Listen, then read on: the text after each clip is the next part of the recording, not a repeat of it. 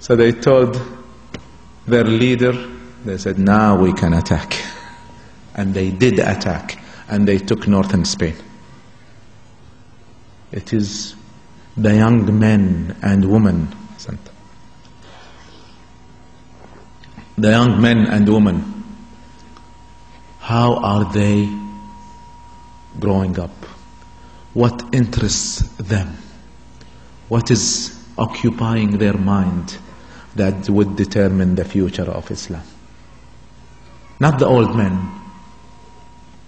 this generation, the younger generation. My children, my sons, my daughters, what is your interest? What are you thinking about? What are your goals?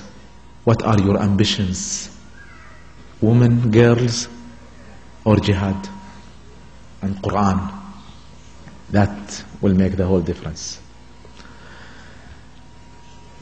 The Crusaders, when they noticed that the Muslims were weak, became busy with materialistic things, they moved in Europe to unite, to get Jerusalem back. 7 countries decided to attack the Muslims.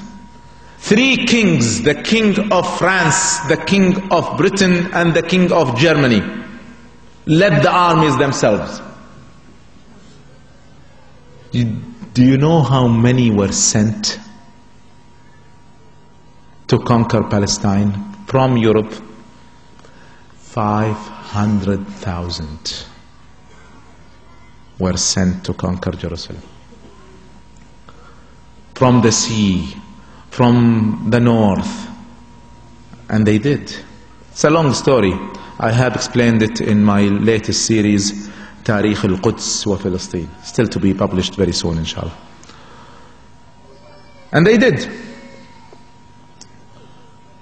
And the Muslims were conquered. One small story to tell you why were we conquered. The German army came from the north,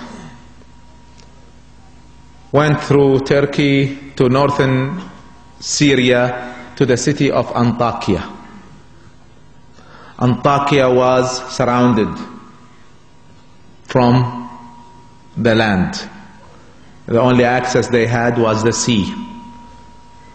Muslims, the strongest Muslims at that time, closest to them were the Muslims in Egypt. So they sent a delegation from Antakya, who was standing, did not fall down. If Antakya did not fall down, Jerusalem would not have been taken. It was in the way. So for 6 months, they resisted. And they continued to fight. But they needed money, they needed food, they needed weapons. And nobody can reach them from the land. So they sent a ship, a quick boat, to Egypt. They met with the Egyptian leader, asking him for support. So he sent with them a delegation who met with the leader of Antakya. And the leader of Antakya was surprised that the Egyptian leader was not even thinking of money or weapons or food to send to them. The whole idea that he sent a delegation with them is for 2 reasons. He said, I have heard about a very beautiful she-slave in Antakya. I would like to buy her. And I have heard about a man who draws very good drawings on the walls. I would like to hire him. When that letter reached Antakya, Antakya surrendered. That's how Antakya fell down. It's like the Muslims in Palestine shouting, we are being killed, and Muslims watch movies. That's what is going on now and then. So, it fell down. 99 years Palestine was in their hands. In 3 periods. The first period was 88 years. And then it came back. Jerusalem came back to us. And then it was conquered again for 10 years. And then we took it back. And then it fell in their hands for 1 year. And we took it back. So, 99 years. Muslims did not give up. 99 years. They decided to continue their struggle. They decided not to go to hotels and negotiate, but to continue jihad.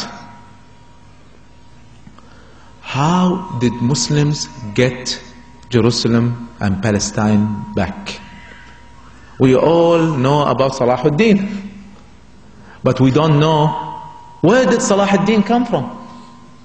Suddenly a man comes and the ummah becomes good? No, that did not happen. About 100 years before Salahuddin, there were 2 scholars, one of the greatest scholars of Islam, Abu Hamid al-Ghazali, Abu Bakr al-Tartushi. These are scholars who are not only busy with books, they are busy with the ummah, the situation of the ummah. So they saw that the ummah is weakening and the enemies will soon attack it. That is even before the Crusaders came. So they decided to go to the leader of Islam, Al-Khalifa Al-Abbasi in Baghdad, asking him to change the situation and declare jihad. And he said, yes, I'm with you. We will do it. And he was again busy with the slaves. He did not do anything. They only heard words and words and words. Only propaganda and media. He would stand in the masjid. We must declare jihad. Who declared jihad? You must declare jihad. And he does nothing. So Abu Bakr al-Tartushi and Abu Hamid al-Ghazali saw that there is no hope in the Muslim leaders. We need more than that. See, brothers and sisters, I'm sorry I'm taking so long. I'm giving you history that repeats itself. If you don't understand history, you will not understand how things move now and in the future. History repeats itself. These scholars who were true scholars that cared about the ummah, not only about their positions and their salaries and their books, they cared about the ummah. They decided to take things in their own hands.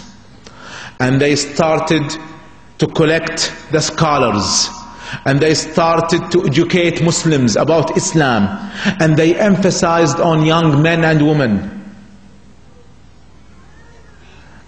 And this movement was called Harakat Ihya ad-Din. Ihya ad-Din. To raise Islam again in the hearts of Muslims.